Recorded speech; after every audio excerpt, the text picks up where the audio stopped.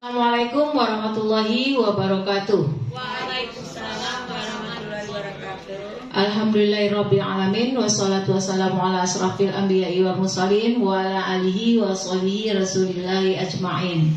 Amma ba'du.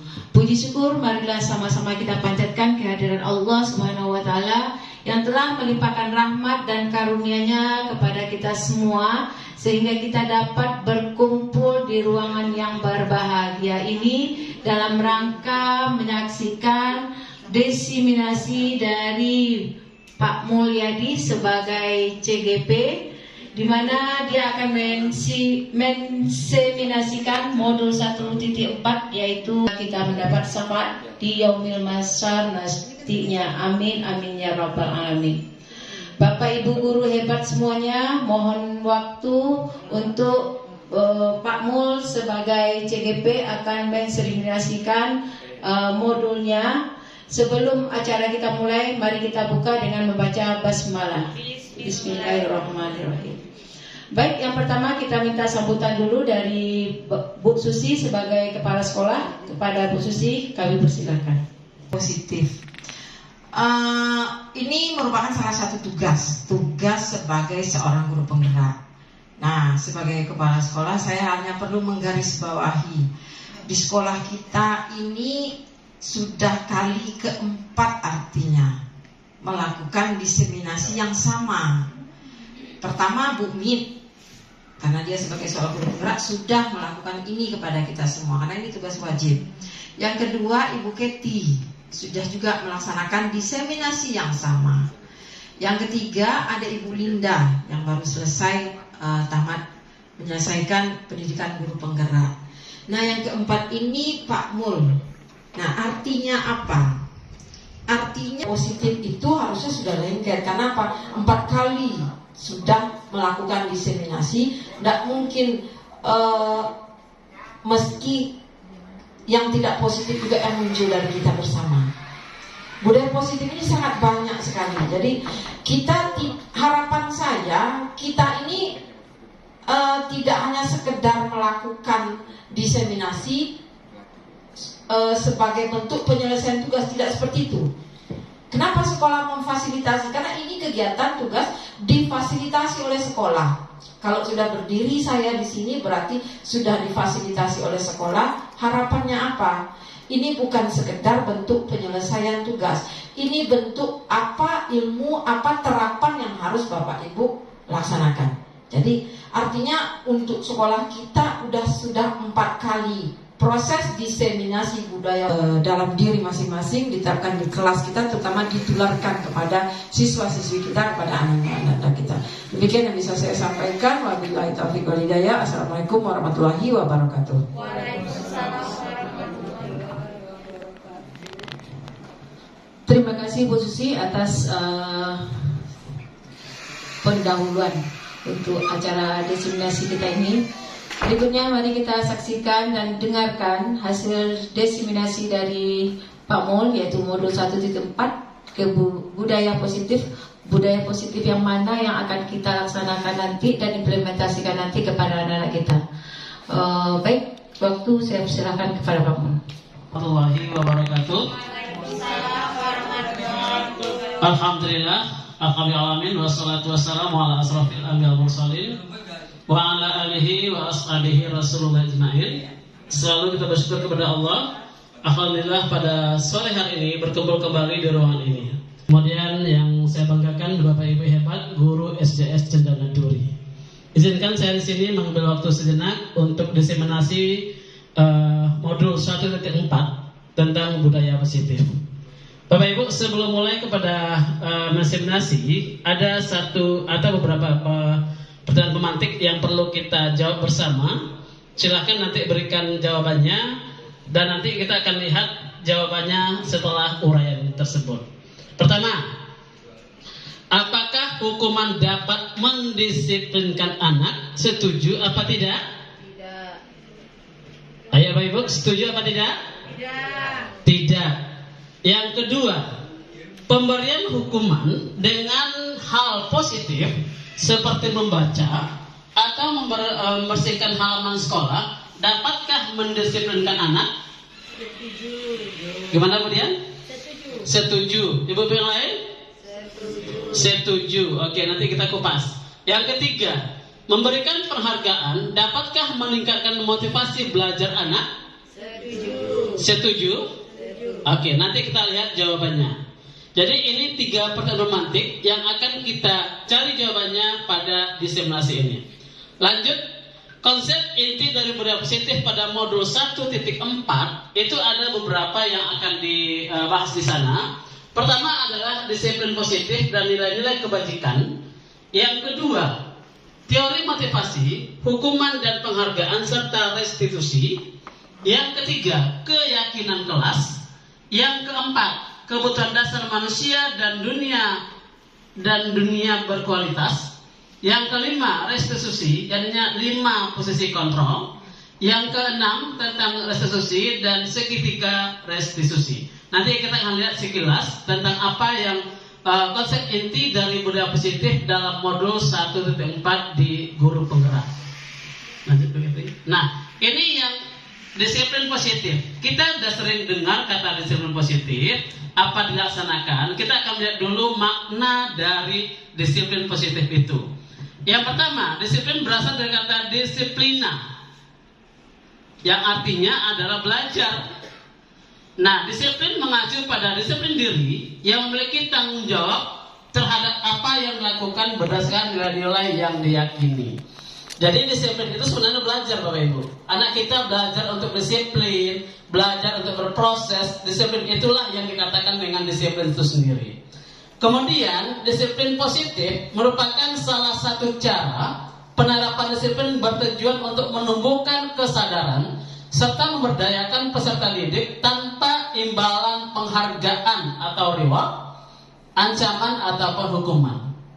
Jadi Bapak Ibu, dalam disiplin positif itu yang namanya ancaman atau hukuman ataupun reward itu apakah merupakan sesuatu cara penerapannya? Nanti kita lihat nanti pada isi berikutnya.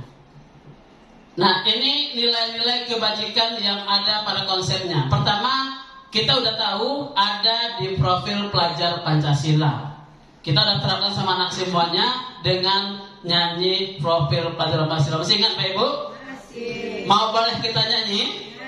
Oke, 1, 2, 3. Dan Pancasila beriman dan bertakwa pada Tuhan yang Esa Dan berakhlak mulia. Berkebinekaan global, gotong royong mandiri, kreatif dan bernalar kritis. Nah, ini sudah kita ajarkan. Itu ada pada profil pelajar Pancasila. Itu yang nilai-nilai kebajikan yang pertama. Kemudian berikutnya ada yang berasal dari IO primary yang IOS program. Ada sikap mutu toleransi. Ini banyak nilai kebajikan. Nanti ada sampai 6 sumbernya. Kita melihat sekilas saja. Dari rasa hormat, integritas, mandiri, menghargai, itu sampai kepada komitmen. Itu merupakan bentuk daripada nilai-nilai kebajikan. Kemudian ada sumbernya dari Indonesian Heritage Foundation yang ada 9 pilar karakter. Bapak boleh lihat cinta Tuhan dan segenap ciptaannya, kemandirian dan tanggung jawab, kejujuran, sampai nanti kepada toleransi, kedamaian. Lanjut begitu kita list aja sampai pada berikutnya. Ya, next. Lanjut. Nah, ini teori motivasi, hukuman dan penghargaan serta restitusi. Bapak Ibu, kita sering di kelas melaksanakan 3 ini. Ada motivasi, ada hukuman, ada penghargaan, ada restitusi. Sebenarnya sudah laksanakan. Cuma mungkin secara keilmuan kita baru dapat, tapi dan konsep seperti apa kita akan lihat lebih jelas. Pertama, manusia itu secara umum ada 3 bentuk motivasinya yang dikelompokkan jadi 3. Pertama adalah untuk menghindari ketidaknyamanan dan hukuman. Orang termotivasi melakukan sesuatu agar terhindar dari hukuman. Itu motivasi pertama. Anak kita di kelas, di sekolah, dia melaksanakan sesuatu agar tidak kena hukum. Itu bentuk motivasi yang pertama.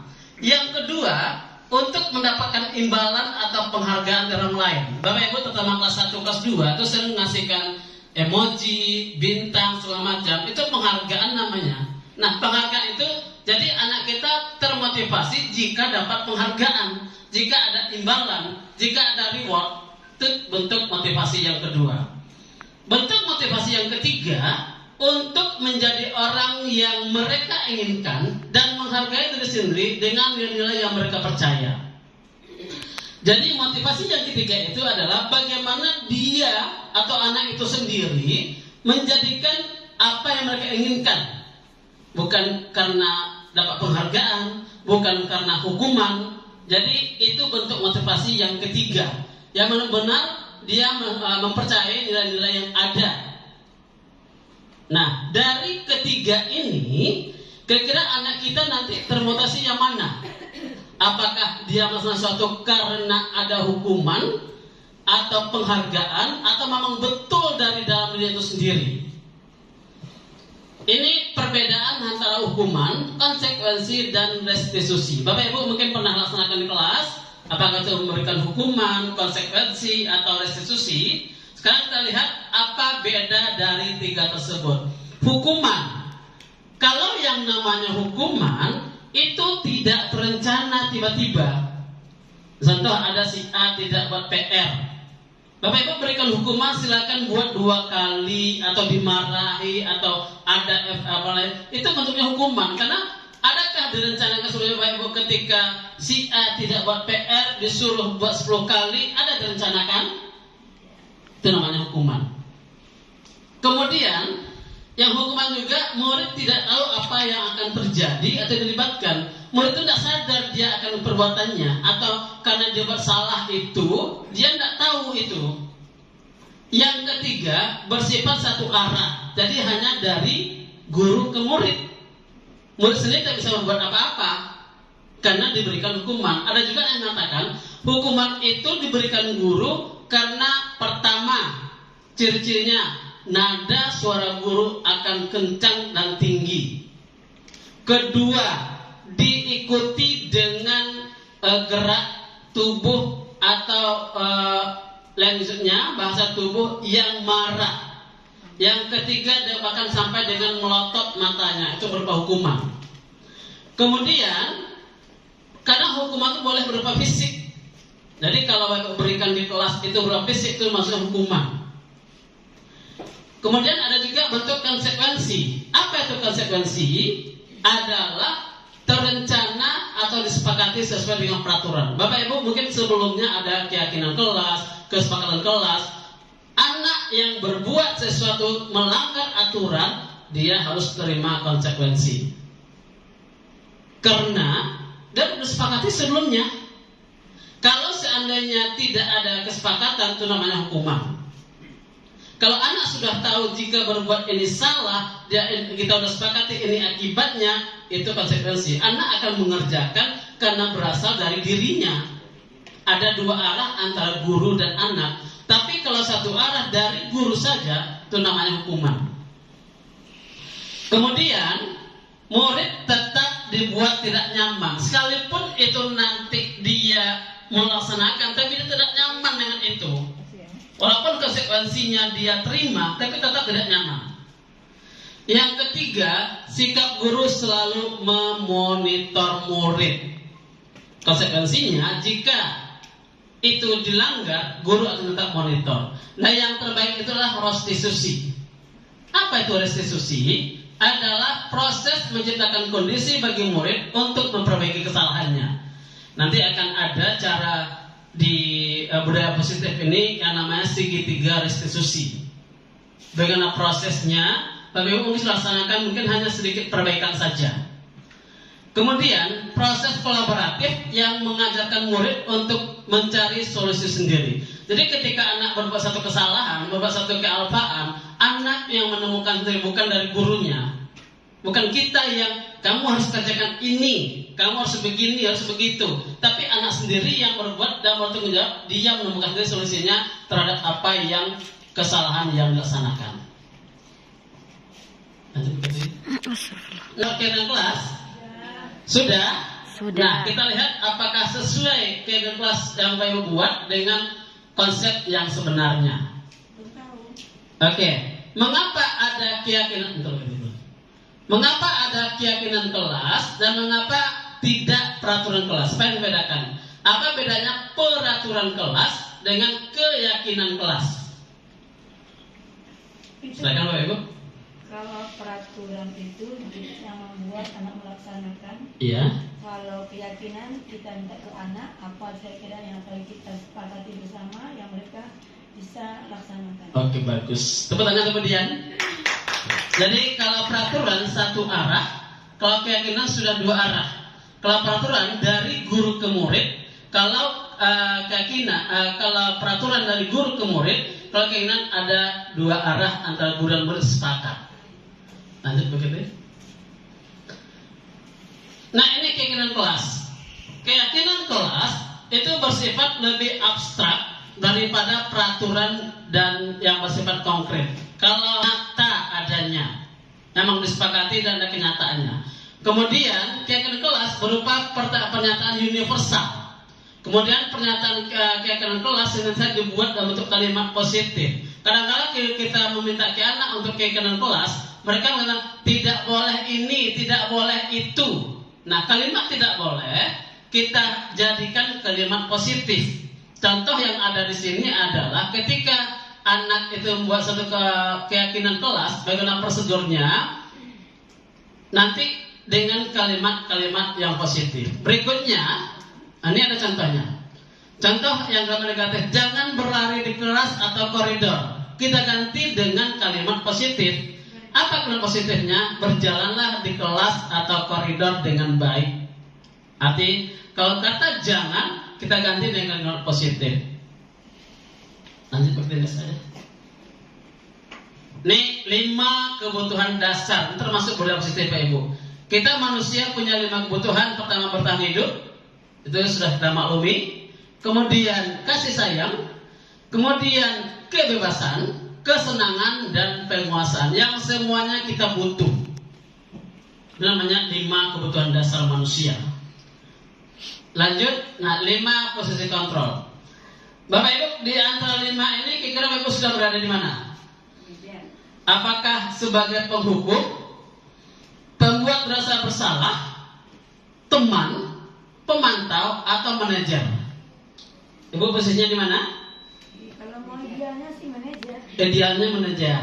Tapi kenyataannya pasti Mungkin masih ada sebagai penghukum, mungkin masih ada sebagai pembuat rasa bersalah, sebagai teman, dan pemantau. Yang semuanya punya ciri khasnya atau ciri-ciri masing-masing. Kalau penghukum kita udah bahas tadi, pembuat rasa bersalah itu adalah kita menganggap anak itu merasa beban dengan dirinya. Kalau teman, kita menganggap dia sebaya. Tapi saya itu tidak bagus juga untuk pendidikan. Yang bagus itu adalah di tahap manajer. Lanjut begitu. Nah, terakhir ini segitiga restitusi. Bapak Ibu, dalam proses mengatasi masalah anak, kita bisa laksanakan dengan segitiga restitusi. Bagaimana caranya? Yang namanya segitiga tentu ada 3 tahapan. Yang pertama adalah dengan menstabilkan keadaan. Contoh tadi saya sudah mungkin dibantu Pak Sidik tadi Pak Arif juga melaksanakan segitiga restitusi. Pertama, misalnya si A berbuat kata kotor. Ketika dia datang ke kita berbuat kata kotor atau berkata kotor, kita akan melaksanakan segitiga restitusi seperti apa? Kita tanya dulu. Dia akan menyadari kenapa berkata kotor. Nah, kita stabilkan. Artinya apa? Bisa jadi kita manusia kadang-kadang memang tidak terlepas kontrol. Artinya kedua kata kotor itu adalah menstabilkan. Artinya dia bukan disalahkan. Kemudian langsung yang kedua, jika seandainya berkata kotor, apakah itu dibenarkan? Nah, kalau dia akan tidak. Nah, kalau begitu, apa tindakan yang akan datang? Yang akan datang seperti apa? Nah, itu namanya segitiga restitusi.